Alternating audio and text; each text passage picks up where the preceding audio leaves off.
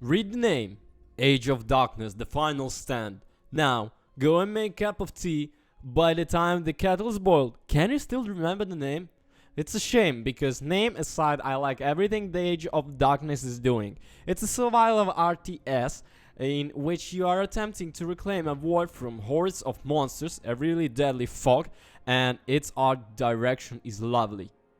Age of Darkness can reportedly render 7,000 units swarming on a screen at a time, which is impressive, but not as impressive as how legible is the screenshots and the trailers. It's a dark game and predominantly features green monsters soaring in great numbers against the background at different shades of green. And yet those monsters always pop, and I can always pick the player units out of the crowd. There are things that weren't true for me, and there are billions.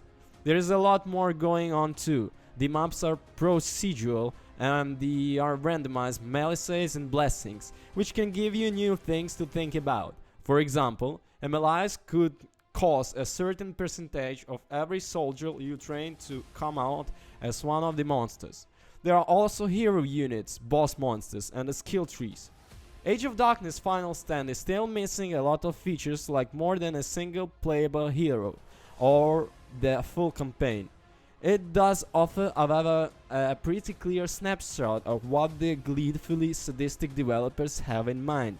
At the beginning of each game, base building feels agonizingly slow and precarious, especially in light of what's to come.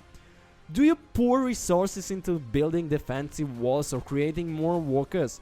Do you divert your manager stores into creating a motley band of warriors to stay off the monster of the feast that night? Or gather food and wood and hope that your hero and starting squad can keep the things under control? How far afield from your base do you dare venture, knowing there are treasures to be had? Even as you become more powerful, the choices never become easier, and the game intentionally makes you always feel at least somewhat unprepared. At this stage of development, there are a lot of unknowns, like what the campaign will be like, how the other heroes will impact the game, and whenever the final product will onboard the player gently or not. Happily, the game offers a lot of options, for both making things easier, or for the truly masochistic more difficult. There are a lot of ways to adjust the visuals and controls as well. Speaking of the visuals, I'm sucker for dark fantasy vibes, so I really like the art of the Age of Darkness Final Stand, which looks like you get if you took Age of Empires and pass it through a goth grim dark filter. The lighting is well done, contrasting rich saturated color against deep shadows with a lot of details in the units and its structure. The orchestral score is moody and heroic by turn. For now, however, the Age of Darkness supplies just one, a fellow named Edwin, who wields a flaming sword and has the personality of Wet Noodle. A proper hero character in a game like this should feel apparently heroic. Canon lines of clinch, dialogue, and one useful line of backstory. A veteran of many expeditions into the whale. In the menu does not a hero's tales make. Right now, hero characters aren't much more in gameplay terms than upgraded mooks, and there is no incentive for trying to keep them alive. If they die in a battle, they just respawn back at base, every bit as extendable as, say, the patriarch characters in 2003 Race of Nations. Bug-like swarmers who die by the thousand and whole main ability is to simply overwhelm defense by sheer numbers and the rank and file here. It was zombies in the DR billions, it's cramping four-legged critters who look a bit like long-lost cousins of the ghoul in The Witcher 3 here. The enemy also has a boss-like units, but they are relatively few in number and defined not at all in the game's lore. They are just more cannon fodder that happen to take a few more hits from regular soldiers, but die just as easily from anything upgraded. Which brings us to base building part of base builder RTEs. Everything is you expect from the genre. There are zero risks from innovation. The main keep is the defend at all cost objective. You lose the game if it keep falls.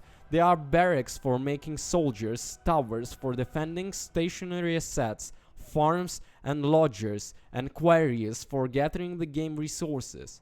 As seems to be the norm nowadays is revive RTE's word. The game wants to be built quickly. A system is in a place where a death knight occurs every few in-game days.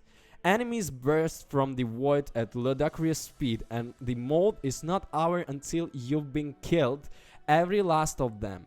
A demented version of the multiple mode on pinball machine with your armrines as the flippers and the zerg stand-ins at the balls. During the mode, your base suffers a random malus that may, for example, prevent your units from the healing or raise the upkeep cut such that your economy might crash while you are fighting the enemy or the other nasty tracks. Age of Darkness might get better as launch approaches, whenever launch may be.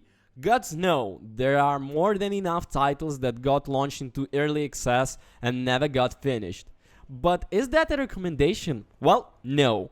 When you could play the biomes, which is complete experience, or wait a few weeks for Age of Empires 4, or even chase down an old copy Warcraft 3 or StarCraft, which are still great games over 20 years after they first came out. Age of Darkness Final Stand is simply not ready for prime time in its current state. There is a work to do.